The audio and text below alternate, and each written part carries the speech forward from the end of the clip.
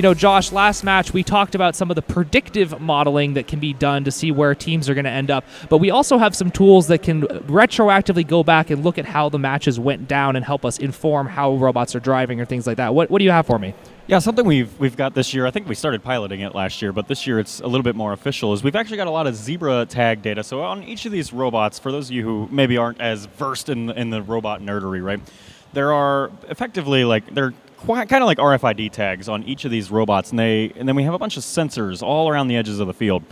And we're actually able to record each robot's path throughout the match here. And we've got a little tool here. This is brought to you in part by Error Code 0. This tool to help visualize where these robots have gone over the course of the match. And you get some really interesting insights out of this sometimes. I've narrowed this down to 2 robots that had some of the most consistent pathing, so we can start seeing, we're rapidly going through the entire match here, so we're probably getting about 10 seconds per second out of the match here. But we can see just how consistent some teams are with their strategy this late in the overall qualification matches.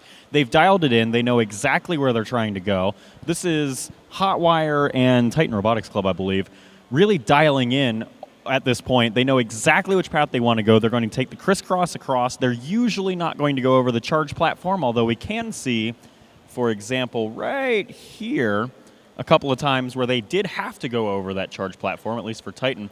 And I think I saw one over here for Hotwire as well. And there's just some really interesting data we can pull out of this to allow teams. I know some teams are starting to use this for scouting data. This data is up on the Blue Alliance for folks to look at if they're curious, like, where did this robot go and what were they thinking? There's some really cool stuff available this year. Yeah, Josh, one other thing I think is interesting to look at is there's a heat map view where you can see which robots were showing up at which portion of the field here. Let me pick a random match here and take a look at that. As that fills out, you'll see that it shows where the robots spent the most time out on the field. You can kind of see the areas that are more shaded and the areas that aren't. And as you drop out individual robots, you can see which robots spent which time in which positions. So there we can see that the DB Botsmith 7034 spent a lot of time over in their grid and in their community picking up game pieces and getting those scored, obviously. So with that, I think we're ready to meet our teams for match number 94. Back on down to the field.